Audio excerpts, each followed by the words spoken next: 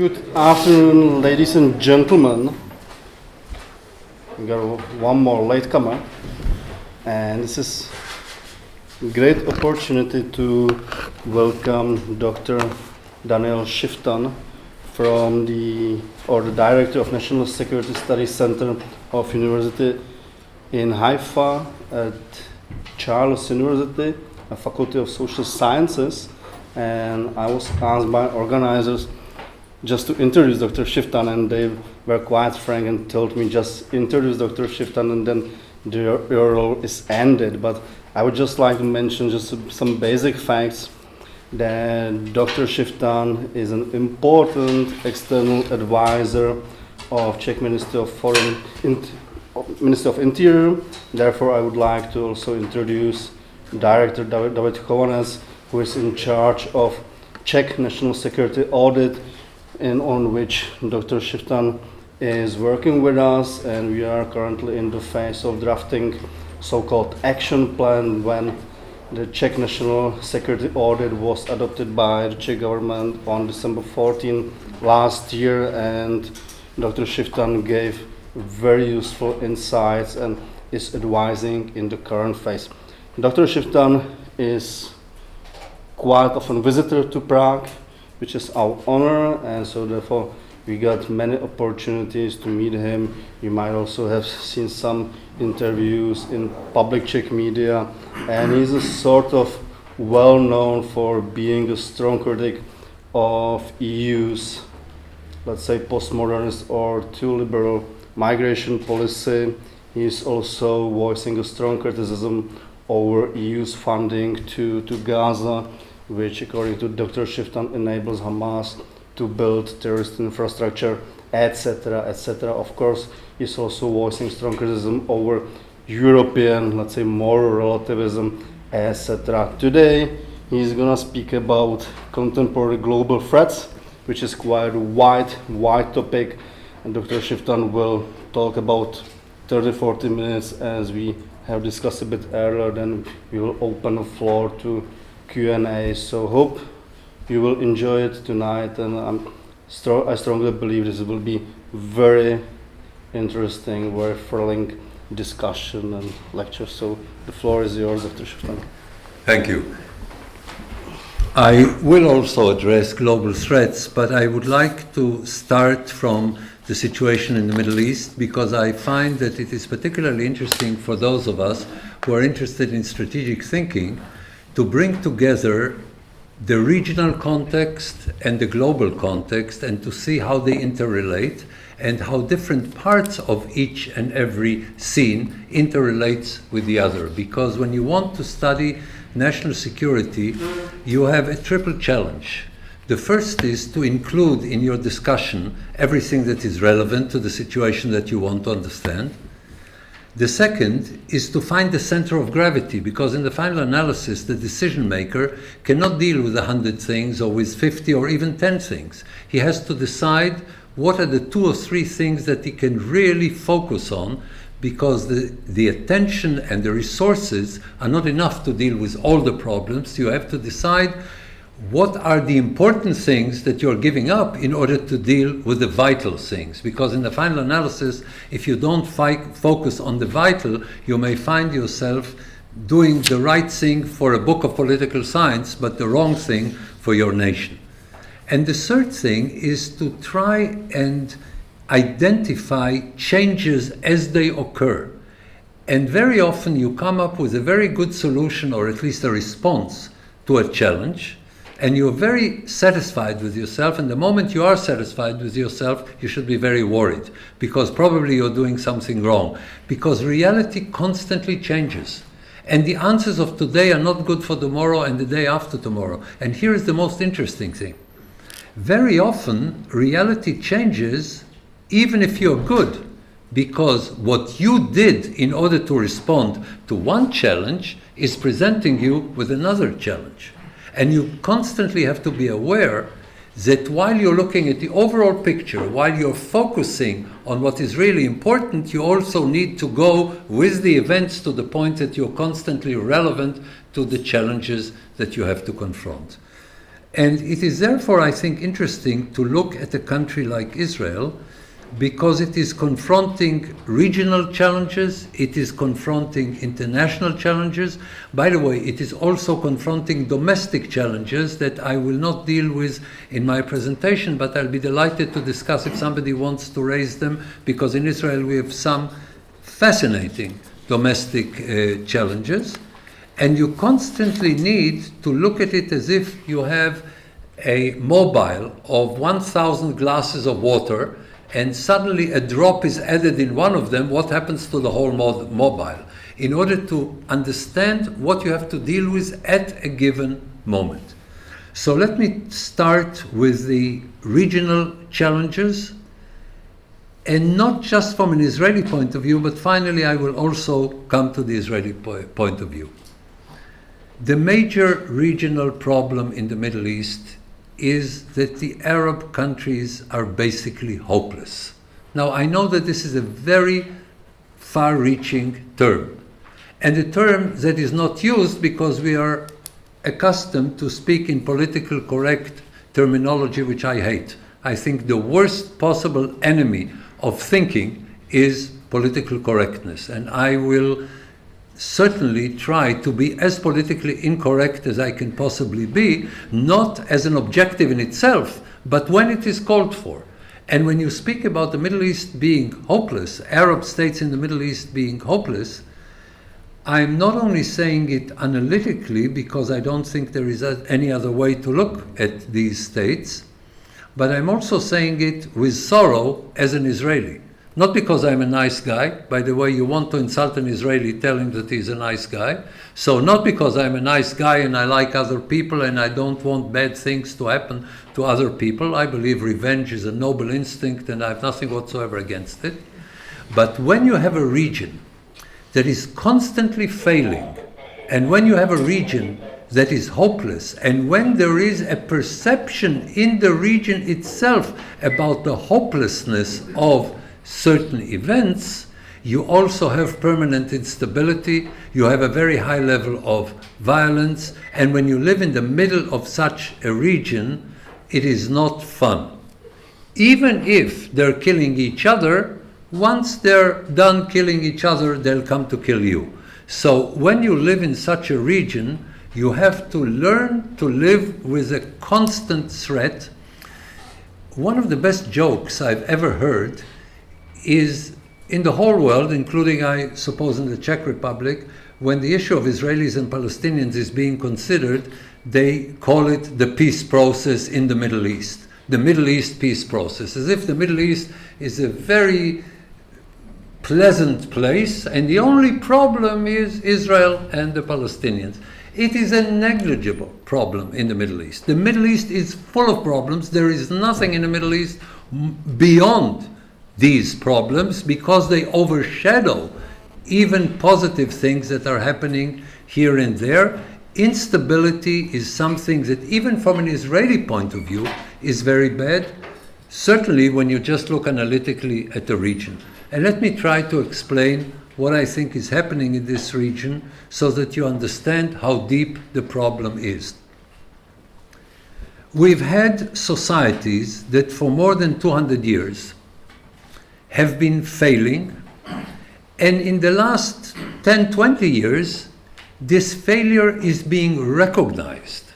In other words, not just that objectively when you look at the situation, you see Arabs failing again and again in their attempts to adjust to themselves to the challenges of the 21st century, or indeed to the 20th century. But recently, when you follow discourse in the Arab world, you will see that they are willing to openly recognize that there is a major failure. Sometimes they blame others, but in the final analysis, understanding that in the Middle East people have a very bad life is something that is being recognized in the Arab world today. And I think the core of this problem is that the Middle East lives in limbo. Let me try to explain what I mean here. If you have a traditional social order. It may not work very well, but it works. Take Morocco. Morocco is not exactly a modern country, but in Morocco the traditional order works. Not very well, but it works. And they used to have a traditional order, and when they were confronted with the West, when Napoleon came to the Middle East, they realized that this traditional order made them weak. And since then, for more than 200 years, they're trying to change their traditional order, which is fine. Very often societies try to change the traditional order and come out with very interesting combination. To give you an example, Japan, China, they have a traditional order, they've adjusted it to the modern world, and it succeeded in most places in a way that I think was worth the effort. But this change in the Arab world failed, and it systematically failed. And the last time it failed, we're all aware of, because it's in the last 5 years, 6 years, what we used to call the Arab Spring. So the attempts to change have failed. The old order doesn't exist anymore in the urban centers, and the new order was rejected by the society. And they live in limbo, neither here nor there. If you ask me, this is the core of the problem of Arab states, and because the overwhelming majority of the Middle East are Arab states, this is the core of the problem of the region as a whole. And you must look at this from a cultural, sociological perspective, because the alternatives that very often people of political correctness prefer to look at it simply doesn't hold water. What do we hear very often? Oh, the Arabs are poor, and therefore poverty presents us with this problem or with that problem. Why are the Arabs poor? Iraq is an unbelievably rich country. Unbelievably rich because of its oil. Libya is unbelievably rich. And not only does it have so much oil and gas, but it's close to Europe, it's close to the customers, with gas in particular. This is very important. So why are extremely rich countries so poor that people die of starvation? There is only one answer. If you look at all the countries in the Middle East that have failed, the only thing that they have in common is Arab political culture. Now, political culture can change. And I'm not saying it will never change. Maybe it will. But let us remember two things. A, when things change, they don't necessarily have to change for the better. This old saying, one day I was sitting gloomy in my room, and then a voice came out of the darkness and said, cheer up, things could be worse. So I cheered up, and sure enough, things did get worse. Things can get worse. When things change, they don't necessarily improve. Ask any cosmetic company. When you look at it at a broader context, you ask yourself, even when a political culture changes, how long does it take? And it doesn't happen in a year, and not in a decade, and you're lucky if it happens in one generation. This is something that takes a very long time. And when you have a political culture like you have in the Middle East, with an unbelievably high level of violence among Arabs themselves, starting with the Arab family, when you have a profound, a structural instability, when you have a social system that doesn't work, when you have people who flee the Middle East in their millions, they want to go out, and if they only have an opportunity to live somewhere else, they will, because they understand that not only for them it is a terrible place, but also for their children. So they don't believe that things will change fast enough for them or their children to benefit from it. Then you have a hopeless situation. Then you have a hopeless region. And in this hopeless region, when people speak about peace, you must be joking. When I speak to Israelis who have this fantasy that one day peace will come to the Middle East, I'm not speaking about Americans, let alone Europeans. They live in La La Land, it's a different thing. But even Israelis, there are some Israelis who believe in peace. And I ask them, look how Arabs treat each other. Do you expect them to treat us better than they treat their own brothers and sisters? Speaking the same language, having the same religion, very often with the same political objectives? Is this a realistic thing to expect? So people who speak about the peace in the Middle East must be Europeans, even if they live in America. Okay? They must come from some, I don't know, unknown planet, where if you have hope and goodwill, then things will be good. Just think positively and life will be... If this is your approach, I wish you luck. But if you want to understand reality, which could be an option, then I would suggest you realize that the problems are much, much, much deeper. And the problems are cultural. And the problems can only be understood in the broadest political and cultural framework, and not in a system of, like John Kerry comes to the Middle East, the former Secretary of State of the United States, and he says, I will bring peace between Israelis and Palestinians in 9 months. Now, I know in 9 months we can do a lot of interesting things, but peace is not one of them. And in the Middle East, I don't think so. I think birth control in this regard is very effective in the Middle East. So, when you look at it as an Israeli, and let me give you now the Israeli perspective, because I was speaking of the Middle East regardless of Israel. Now, from an Israeli perspective, you live in an area where constantly violence erupts. This is the order of the day. This is not an exception. This is the rule. What happened in Syria in the last 5 years is an exception only in terms of magnitude. Before the eruption of 2011, 2012, you had one dictator killing everybody else. Today, the free market came in. Everybody kills everybody else. But basically, this is what you had in Iraq under Saddam Hussein, in Libya under Gaddafi, in Syria under Assad. This is the Middle East. Here and there you have minor exceptions that I'm delighted about. For instance, I'm still hopeful about Tunisia, and there is a chance in Tunisia that we will get something better. Here and there in the Persian Gulf, because there is so much money involved, then perhaps it will take longer. But remember, even in the Persian Gulf, the overwhelming majority of the inhabitants of every country are not citizens. How long does it take before this erupts? So you look at this region, and this is what you have. And from an Israeli point of view, what it means is you constantly have to be prepared for the worst, because the only reason the worst doesn't happen is if you're prepared for it. Namely, if your enemies know that they cannot afford the consequences of making war, then perhaps for a time they will not make war. And then they will make war, because this is what they do.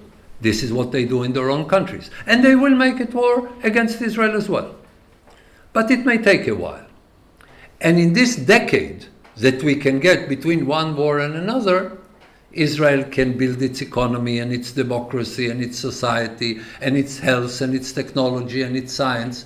And this is what Israel is about. It is about nation building. It's about society building. And when the wars are spaced out, then you can do it. And we've been doing it for 140 years. And the challenge of Israel is speaking about the regional reality and its effects on the Israeli society. How can you be at the same time Sparta on the outside and Athens on the inside? Tough as nails vis-a-vis your enemies, meaner than a junkyard dog, because otherwise you will be slaughtered, and soft to the extreme on the inside, because otherwise, why are you fighting against the people from the outside?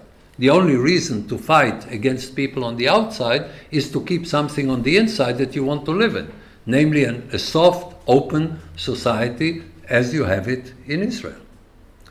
But the combination between the two is very difficult, and for people in Europe, incomprehensible.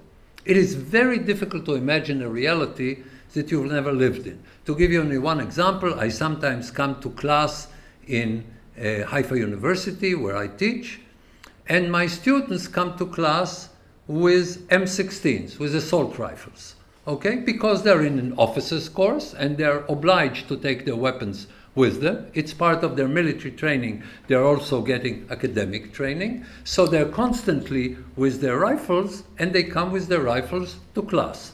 Does it mean that I'm more lenient about their grades? No. The reason that they know they cannot pressure me is they know that I draw faster. So there is no way they can, apply a pressure. But people realize we do it because we must. Okay, this is the rule of the officer's course. You have to go with your weapon. And by the way, it's a very good thing that you force people to stick to their weapons during the military service, because then for the rest of your life you don't want to see a weapon again. You realize a weapon is not something romantic that makes you feel good. It is something that if you have a nail, you need a hammer. If you want to screw in a screw, you need a screwdriver. And if you live in the Middle East, you need a rifle, okay? Because this is the instrument that very often you don't have a choice, because they try to kill you every time you go out, and sometimes when you stay in. So the combination of the two is difficult. It's working for the last 100 years, 140 years. Unless you're constantly aware how much effort needs to go into preserving it, it will not continue. Because there is something that is extremely difficult and you constantly have to deal with it. For instance, the Israeli army is a very important institution of the Israeli society. Perhaps more important as an institution than in any other democratic country. So there is a danger of the militarization of the society. How did Israel deal with this danger? We have demilitarized the army. The army in Israel is, I know it sounds very strange, a pluralistic place. Let me give you a very interesting example. I would very strongly suggest, if some of you are interested in Israel, to read a book called Startup Nation. Two sociologists ask themselves, how come, in terms of innovation, Israel is a superpower? Not just a power, but a superpower. Why are the Israelis so original in their thinking? And they researched the Israeli society to find out. And their answer was the Israeli army. You go to the army and they teach you pluralism in the army. Doesn't make sense, right? But the army doesn't work badly. It works well.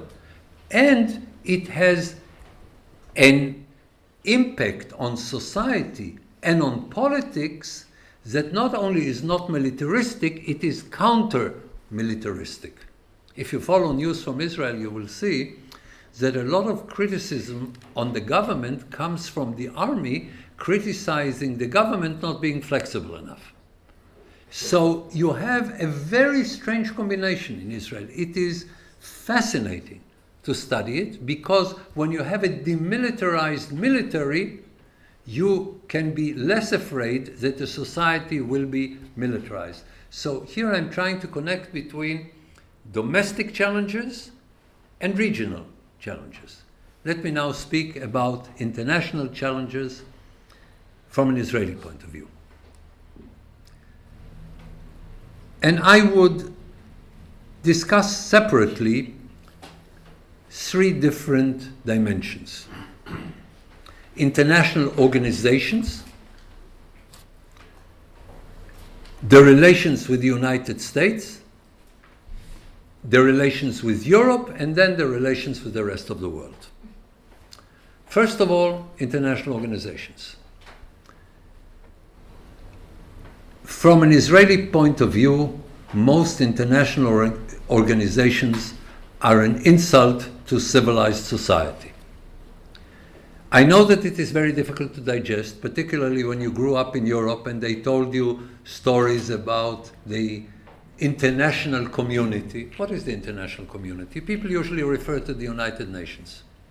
The United Nations has a majority of countries that are not democratic, and these countries, very often barbaric and disgusting, are voting over the question of what are human rights. So you have a Human Rights Commission in the United Nations, which has members, and in the past even they determined practically everything, like Syria, Libya, Cuba, North Korea. And these people are telling us what a pluralistic, open, democratic society should be. The United Nations and other international organizations is engaged the majority of its time condemning Israel. This is what they do. By the way, Israeli newspapers stopped reporting it, because otherwise you could have no news in Israel other than Israel being condemned by the United Nations. I think a few times a day some international organization condemns Israel. The Saudi condemn Israel for not treating women rightly. Assad's regime condemns Israel for human rights. The Gaddafi condemns Israel for lack of sanity. What have you? I mean, it's a joke. The whole thing is a joke. I'm just waiting for the United Nations to condemn Israel for killing the Dead Sea. I mean, after all, it's dead. We are in the immediate vicinity of it. We must have done. It's ridiculous. It's disgusting. You can't take them seriously. Whatever is international is a joke. Recently, UNESCO decided that the Jews have nothing to do with the Temple Mount in Jerusalem. Okay? Why? Because it's Muslim. By the way, Jerusalem is not even mentioned in the Quran. Never, not once, is there a mention of Jerusalem in the Quran. What the Quran says is that the winged horse of the Prophet Muhammad was tied to the extreme mosque. And then there is a kind of tradition that this extreme mosque, Al-Masjid al-Aqsa, is in Jerusalem. Fine. And by the way, do Muslims have a stake in Jerusalem? Yes. Is it important to Islam? Yes. Is it worth mentioning? Yes. But to say the Jews have no connection to Jerusalem, you must be either an idiot or a person with an extremely developed sense of humor. You pick whatever you want. This is international organizations, okay? And from an Israeli point of view, there isn't even a sense in trying to change it because it's lost. The overwhelming majority of countries will automatically vote against Israel, whatever they say, and the Europeans will abstain. Okay, because they don't want to be angry with anybody, or anybody will be angry with them, so the Europeans abstain. When the most absurd things about Israel appear, the Europeans abstain. Okay, so let them abstain. Again, Europeans have an extremely developed sense of humor. I think it should be developed more, and it's fine. So this is international organizations. When you come to the United States, you have an intriguing distinction between two elements. We sometimes have serious problems with the American administration, and we just had it with the Obama administration. Obama is a person that I would call a good guy in the bad sense of the term. This is not my quotation. Moshe Dayan used to use it against some people, saying he's a good guy, but in the position of the President of the United States, you don't have to be a good guy, you have to be a strong guy. Europeans find it very difficult to understand. If I really want to say the worst about Obama, and I apologize for using very foul language, I would say Obama is a European. This is the worst thing you can say about an American president. Because, you see, Europe can be Europe as long as America is America. In other words, Europe can completely misunderstand the world, do the wrong things, and then the Americans will come and save Europe. It happened twice in the past, and I suppose it will also happen in the future. But Europeans can afford to be wrong about everything because there is an America. America doesn't have an America to keep the back of America. And Obama didn't understand it. And as an individual person, I like him very much. I would like him to be my neighbor or to be on the PTA in the school of my children or something like that. He's a nice guy. But the President of the United States was a position that was vacant for 8 years. By the way, I'm not sure I'm happy about the newcomer, okay? But speaking about what we had in the last 8 years, we had no president in the United States. And this no president was very angry with Israel because we didn't make peace in 9 months. Okay. And sometimes we have more positive presidents and sometimes less positive presidents, and that's not what counts. What counts is that we have an unbelievable support in the American people. Somewhere between 2/3 of the American people and 3/4 support Israel, which, by the way, is funny because the assumption is that the Jews in America support Israel. A, the Jews are 1.5% of the American population, and B, a very large number of Jews supported Obama when he pursued policies that from an Israeli point of view were very, very difficult. Obama, by the way, by his own perception of himself, genuinely was a friend of Israel. Only he was incompetent. But he was incompetent about everything, so he was incompetent about the Middle East as well. Very nice person, only incompetent. He could be a lot of things, a poet, whatever, but not the President of the United States. So even when we have a problem with an American president, 2/3 of the American people support Israel for 3 reasons. First of all, the basic ethos of Israel is something that Americans appreciate very much, Europeans don't appreciate. And this is this notion, we will do what we think is the right thing, and if we go alone, we go alone, and if it's tough, it's tough, and if nobody likes us, nobody likes us, it's okay, but in the final analysis, we will do what we think is the right thing to do. And this is an approach that Americans respect, and Europeans don't. And this ethos explains it. The second point is that we are the only ally of the United States who never asked for and will refuse in the future that any American soldier will fight for Israel. All allies of America have American soldiers dying to keep them safe. Israel says, always said, will say, is saying, not one American soldier. Never. We will take care of our own security.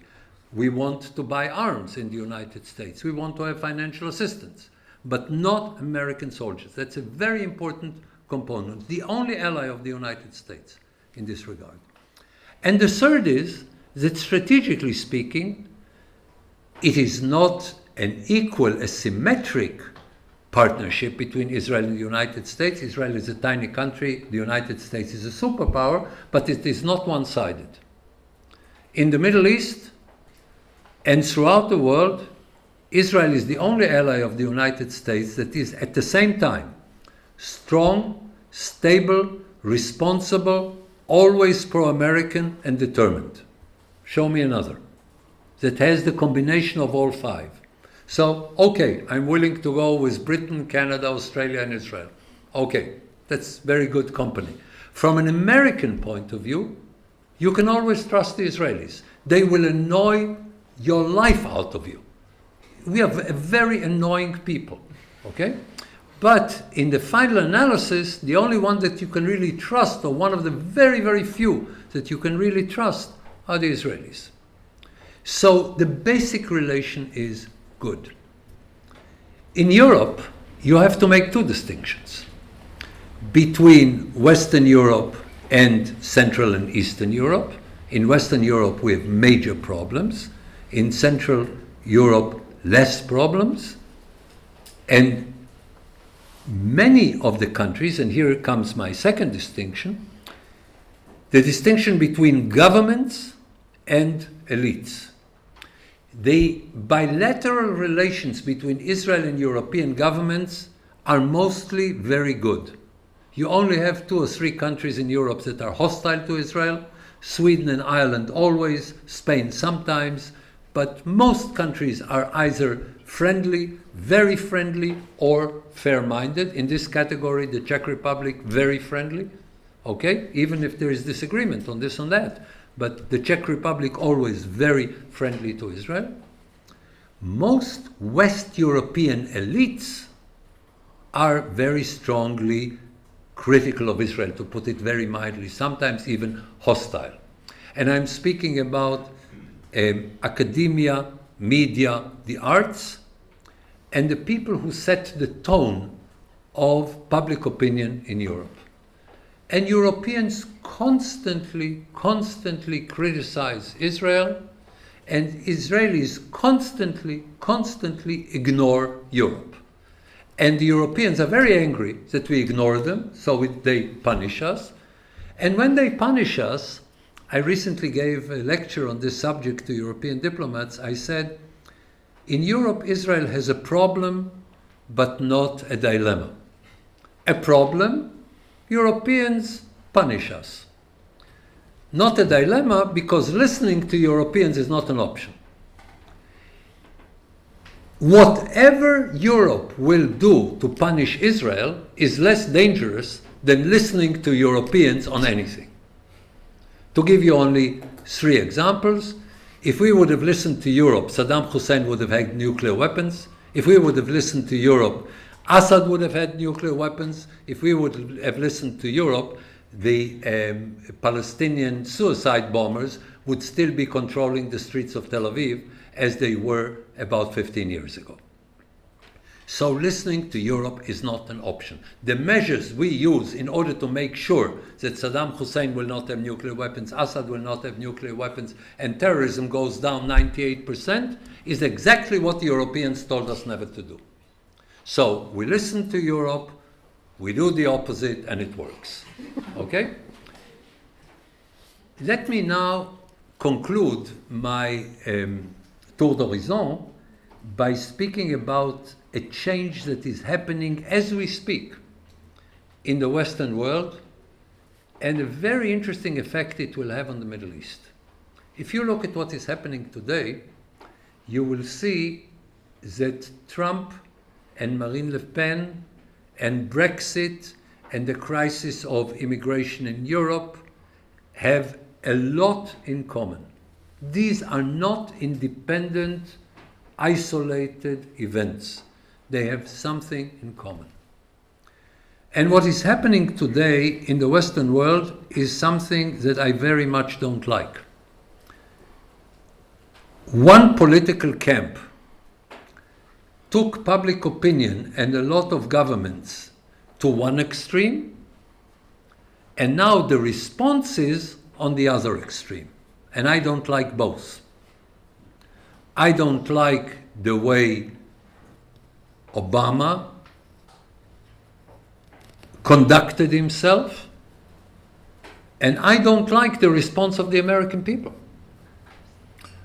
I find it insulting. If I were an American, I would have been insulted by the choice they had in the last election. Forget about who you vote for. The choice is insulting. A nation of hundreds of millions of people can produce this? Very, very insulting. I recently visited the US Congress, and I said to people, all my life I was looking for a political system more dysfunctional than the Israeli political system. Thank you, America. Finally, I find something that is more dysfunctional than our system. Okay? And it is happening throughout the Western world. First of all, Mother Teresa here, Angela Merkel, does what she does in 2015, which I thought was irresponsible in the worst possible way.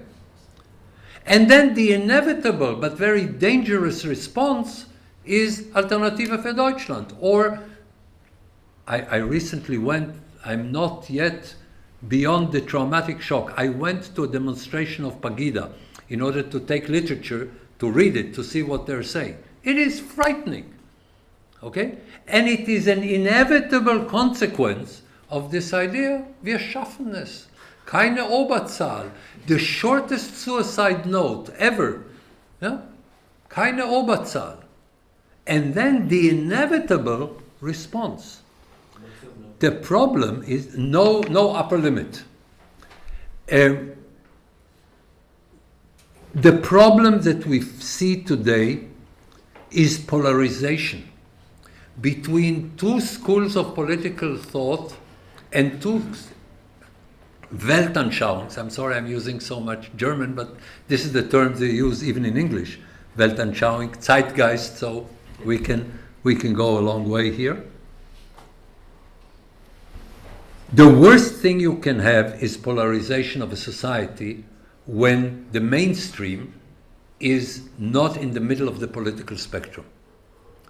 What we have in Israel is very interesting. Forget the Israeli political system. It is dysfunctioning and terrible and very often disgusting. Look at the Israeli society. We have a small dumb left, we have a small dumb right, somewhat bigger than the dumb left, and we have about 70% of the Israelis in the middle of the political spectrum. This is something you can live with. And otherwise you can't survive in an environment like you have in the Middle East. What is happening in Western societies today is polarization between one approach that is, I call it European la-la land, and the other approach, and in its most extreme expressions, has fascist elements in it. So the question is, where is the responsible middle that says you can only try to bring together a balance between having an open society and the need to defend this open society. If you want, let me use the term that I used for Israel, between Sparta on the outside and Athens on the inside. Now, Europe is Athens on the inside, but also Athens on the outside. Trump may be Sparta on the outside and on the inside. Okay, I don't know. By the way, he doesn't know. Okay, he has to make a decision if he wants to be Donald Trump or the President of the United States. The two are mutually exclusive. So we need to come back to a balanced picture where you have enough defense so that you can have an open society that can defend itself, and enough open society in order to want to live in this place. Or if you want to put it in other words, you need to be tough in order to survive, and you need to be soft in order to have a reason to survive. Because if we get up one day and we look like Syria, why should Israel exist? Okay? I wouldn't want such a country to exist if, God forbid, Israel were like Syria, like Iraq, like Yemen, or even like Egypt or Jordan, which in Arab terms is relatively good. This will be a catastrophe. Israelis will not live in such a state. So this balance is basically the most important issue. And when you want to think strategically about a combination of issues, I think this is the focus of your attention, should be the focus of your attention. Namely, how to bring these things together. Let me conclude with a joke that I've told many, many times, and it's so boring that to me, but I hope not to you, and it's not funny.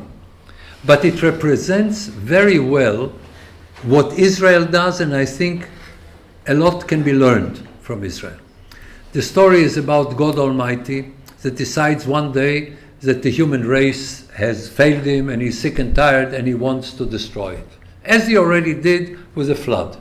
But this time, no ark, no Noah, no dove, no olive branch, just, a total destruction with water. And then the three most important leaders of the three monotheistic religions come to their people and give them the news. So the Christian comes to his community and he says, we have sinned. We now have 2 weeks. we can pray, we can do good deeds, and perhaps they will let us through the pearly gates. The Muslim leader comes to his society and he says, we've been perfect so far, let's be perfect 2 more weeks and everything will be okay. And the Jewish leader comes and says, guys, we have 2 weeks to learn how to live underwater. I think this is the essence of it all. Thank you.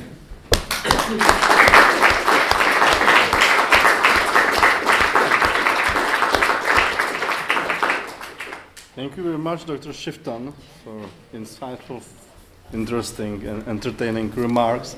And I would like to open Q&As now, so we do have still some couple of minutes left, so please feel free to raise your hands and ask your questions. Or disagree with me if you're suicidal. It's also an option. Yeah, please, Vladimir. Like we always say that we are a good ally of Israel, but how is the Czech Republic perceived in Israel itself? How is the Czech Republic perceived in Israel? Are we even considered to be allies, or do even Israelis know that we exist? Look, most Israelis don't know anything about anything, like most Czechs don't know anything about anything. But to the Israelis who know, there is a great fondness to the Czech Republic. And I can tell you, it was quite a long time ago, I invited Václav Havel to Israel to receive an honorary doctorate from my university. And I was for 3 days with him in Israel. And I was amazed to see not only how many people recognized him, but among the very small group of people who know anything about anything. You know, a friend of mine recently told me about myself. He said, you are very widely known in narrow circles. Okay? So everybody, how many people are interested in foreign policy in any country? But when you go to these circles, not only people recognized him, but they were very emotional speaking to him. And I think he's a very good representative for Israelis of what the Czech Republic is all about. Also remembers that older Israelis remember very well the help of Czechoslovakia during the establishment of the State of Israel. Now, was it made possible by Stalin? Yes. But once it was allowed by Stalin, were there excellent relations that many of them exist until this very day, formed between Israelis and Czechs at the time? Yes. Very, very strong relations and a very warm feeling. I don't remember ever hearing something negative about the Czechs in Israel. It doesn't mean that nobody said it. I just said, I never heard it, and I'm a magnet for negative things. When people have negative things to say, they come to me because they know for me it's fun. Okay? So I think basically the attitude is very positive. Next one, Michal, please. I have 2 questions. First of all, in your lecture, we have heard about the United States and Europe. Nevertheless, we haven't heard anything about China, Russia, or some other important countries in the world. And speaking about the Middle East perspective, you said that Arabs are poor and hopeless, etc. But what about Iran and Turkey, if they are not Arab states? We have 2 non-Arab states outside of Israel in the Middle East, and this is Iran and Turkey. And in both cases, we have a major problem with the regime at the moment. Iran is an enormous potential of talent and willingness to see things in a pluralistic perspective, and I think Iran has a great future. Unfortunately, at the moment, it is ruled by a barbaric leadership. Okay? Repulsive, barbaric leadership. I don't think there is any other way to describe what we have since the Iranian Revolution. One day it will be over, and the Iranian people has an enormous potential. In Turkey, you have 2 countries, 2 societies, Ataturkistan and Erdoganistan. Okay? Ataturkistan is, in my view, one of the great successes where since 1923 you have the emergence of a very large, open-minded, pluralistic Western elite in Turkey that is the only reason why the Turks are not starving today. Because they made Turkey into a modern state, not exactly the kind of democracy I would like to live in, but much, much better than any realistic alternative that I could have imagined in the early days. And I hope one day when they come back, and I hope they will come back, you can continue to develop this kind of pluralistic society, very, very promising. Erdoganistan is ruled by a barbaric megalomaniac, a very, very dangerous person who not only is destroying Turkey, in my view, but is very, very dangerous for Europe. He is radicalizing Turks in Germany. You have 4 million Turks in Germany that are basically integrated, perhaps not perfectly, but there is a good hope that many of them, certainly they're not a major problem, and they have a good chance of becoming productive European citizens. And he is trying to radicalize them in a very, very dangerous fashion. Wherever he touches, he is dangerous. And I think that we should understand that these two entities are two separate entities. And the real question that I see at the moment is what will happen with the Kurds. It is a very large majority in Turkey, and the birth rate of Kurds is 3 times the birth rate of Anatolia. I'm not speaking about Istanbul. I'm speaking about Anatolia. So we're speaking about a huge minority, a barbaric war that Erdogan is conducting against them. They're growing in numbers, in vast numbers. Erdogan put their parliamentary representatives in jail, and this is something that is a powder keg inside the belly of the Turkish Republic. So when I speak about him as an irresponsible barbarian, I'm not only speaking about what is happening now. For instance, he helped Daesh. Now he's fighting against it. He's fighting against Kurds, not only against Kurdish terrorists, which is a legitimate fight, but against Kurds everywhere, including in northern Syria. Okay? So this is something that one day, Iran may become what Turkey used to be, and Turkey may become what Iran is today. Okay? You have very major problems in these two, but if I look at the long run, I don't see any hope for Egypt, and I'm saying it with great sorrow, because Israel and Egypt are now in a strategic partnership. We work very, very closely, even intimately, with Egypt. So when I'm saying something negative about Egypt, I'm saying it with great sorrow. Egypt doesn't have a future. What do you do with 90 million Egyptians? Okay? If 60 million Egyptians became penguins and migrated to Antarctica, Egypt has a hope. But at the present situation, nobody can give hope to Egypt. But Iran has a hope, because the Iranian society is capable of adjusting to the modern world, wants to adjust to the modern world without giving up its culture, but adjust to the challenges of the 21st century. And prepare me. And the role of Russia and China. I'm sorry. Yes. Look, China at the moment is not interested in the core countries in the Middle East. Their basic attitude is whatever moves by, okay, including Israeli companies. And at the moment, they are not presenting any kind of direct challenge. If you ask me, what they're doing in the South China Sea is extremely dangerous. But when it comes to the Middle East, They're not a major player. They don't want to be a major player, and they're smart enough to know that in the Middle East there are no good news from the Middle East.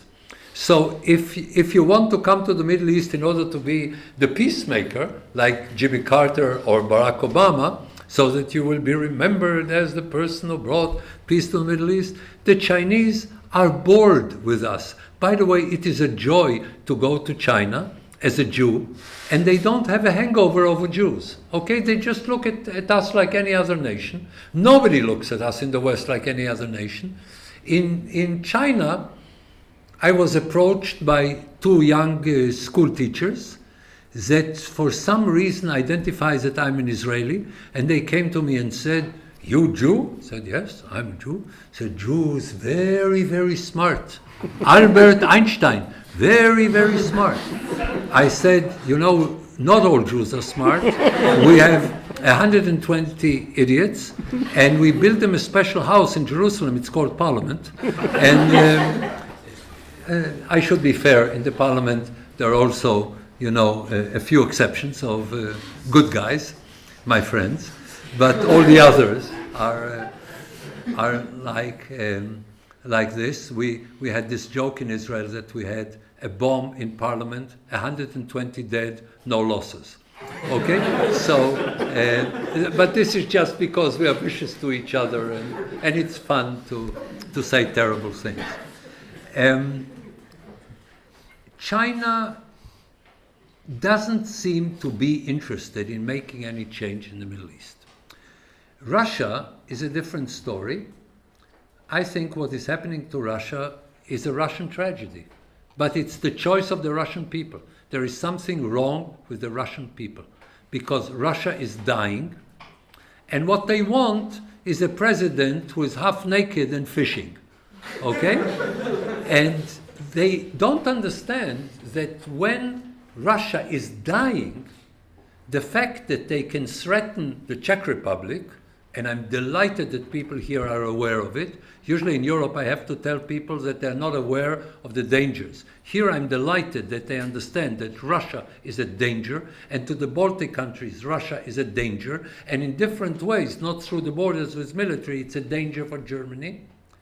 And they are very successful in terms of global strategy because there's nobody on the other side.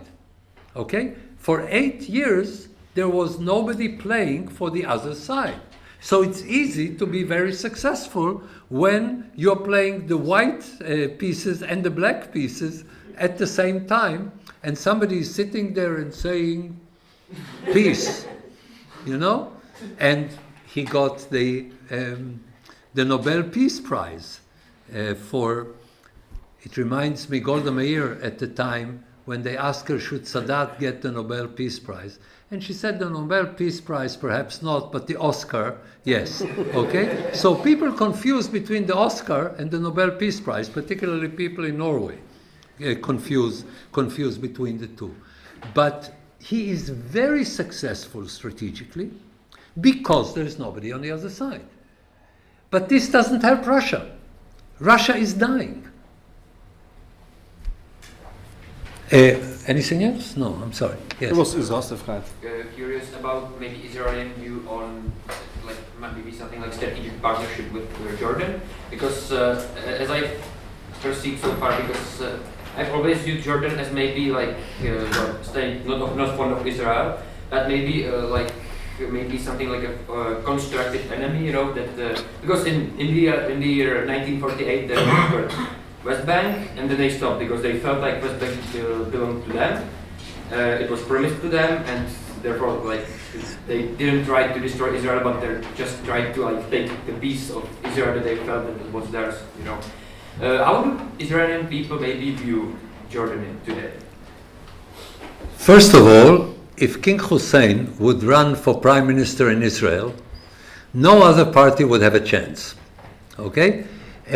You asked a very dangerous question because I wrote a book about Israeli-Jordanian relations, so I'll never stop speaking about it. I find it fascinating. Jordan has the only Arab leadership that tried for 100 years to do what is best for the Jordanian people.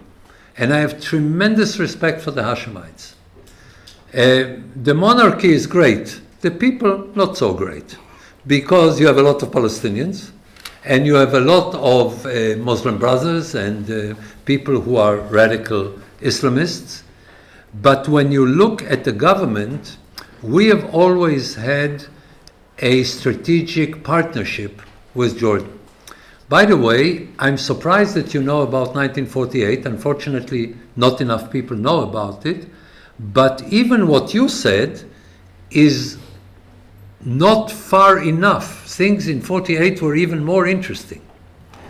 Ben Gurion understood in 1948, actually he understood it in 1942, that because of the extermination of the Jews, there is no chance anymore that Jews will be a majority between the Jordan and the Mediterranean. And therefore, partitioning Palestine is a Jewish interest, not a UN dictate or an Arab interest, a Jewish interest. And Ben Gurion selected Abdallah to be his partner. And what happened in the West Bank, with one exception, was based on an understanding between Ben Gurion and Abdallah. It's not because the Jordanians didn't want more. It's because Ben Gurion wanted them to take it. The only place where we disagreed was the road to Jerusalem. And again, we agreed about Jerusalem. We wanted it partitioned. The Jordanians didn't want to take all of it, and Israel did not want to take all of it, because if somebody would have taken all of it, it would have been internationalized. And international is the worst thing that you can possibly imagine. So they basically agreed on the partition and fought on the outskirts, not on the principle. On the road to Jerusalem, there was a confrontation, and we lost 4 times before we won. So, and when we took all the Israeli army to the south to attack the Egyptians, King Abdallah came to us and said, "Why is it taking so long? What do you need me to do to help you?" Because he wanted us to take Gaza from Egypt and to give it to him so that he can have an outlet to the Mediterranean. And here is the interesting thing. King Hussein always wanted peace and made war, and he was right making war. Because in 1967, his real choice was not make war, lose the West Bank, don't make war, don't lose the West Bank. His choice was make war, you lose the West Bank, don't make war, you lose both banks and the top 12 inches of your physical existence. And since he was a short guy anyway, he felt that every 12 inches would make a difference. Because regardless if Israel wins or loses, his own people would kill him if he would not have joined the war. So here is this interesting paradox. When we approached King Hussein on June 5th, 1967, and we said, "You have already started bombarding Jerusalem. If you stop now, we will leave you be. Please stop now." His answer was, and I'm quoting verbatim, "The chips are down, we are at war." At this time, an Egyptian general was in charge of the Jordanian army. So he couldn't, even if he wanted, prevent the war. And we still have very, very good relations. So King Abdallah comes out publicly and says, "Israel is playing with its future. What are you doing? It is terrible," and so on. It's okay. We understand that he has to say it, and we are in very, very good relations with Jordan. Okay. By the way, I was for 2 years a visiting professor at Georgetown University, so I was in Washington. They called me the second Jordanian ambassador. Because when Americans ask, what should we do? I said, whatever you do, first of all, help Jordan. And I protested. I said, I'm not the second Jordanian ambassador. I'm the first unpaid Jordanian ambassador. So I'm a great supporter of Jordan. Okay, let's take last 2 short questions, if you will agree. And Fine. You are the first, guys. Okay. So, as a national security advisor, how would you comment the possible decision to move the U.S. embassy to Jerusalem? And the other question, is how do you see Lebanon in the next 10 years? Lebanon? Okay. My attitude over the years on moving look, the whole issue of American attitude to Jerusalem is ridiculous because we let the lawyers make a determination. America does not recognize West Jerusalem as the capital of Israel because they say it is an international city and Israel occupied it in 1948, not 67, 1948. So you have this idiotic idea of not having an embassy in Jerusalem. The whole thing is a joke. But once this is a reality, the question is, should you change it or not? Until recently, I was for it.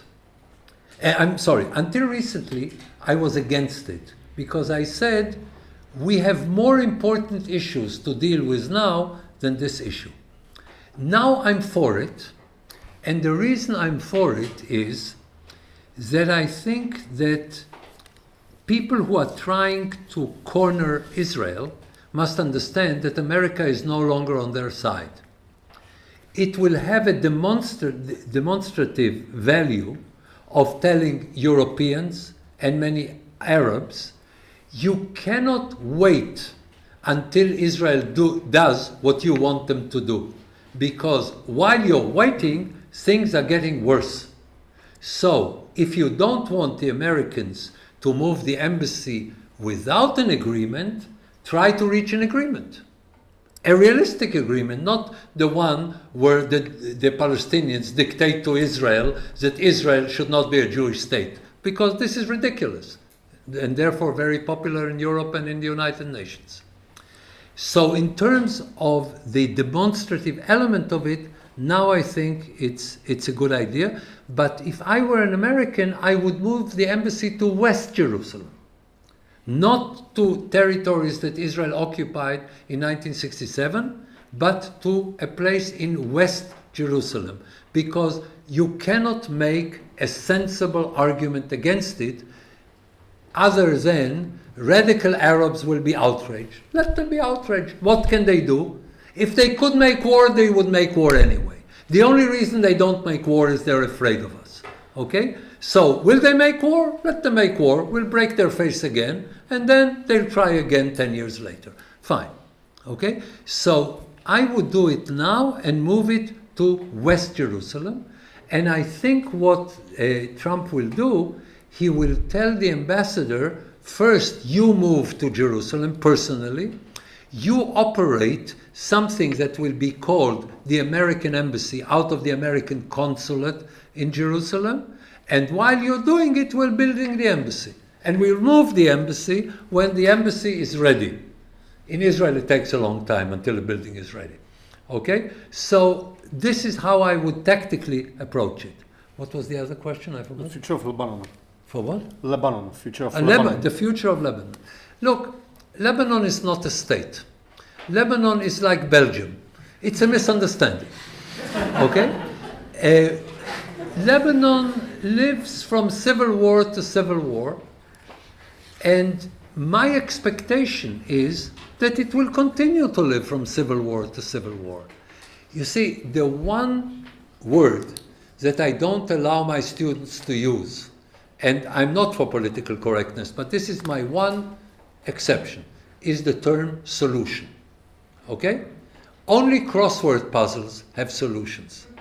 Most of you are not married, so you don't know yet that there are serious problems that have no solution whatsoever. You'll find out in time. But when it comes to Lebanon or to many other problems in the Middle East, there is no solution. So Lebanon will give many people a very good life and other people a terrible life. And then there will be a civil war.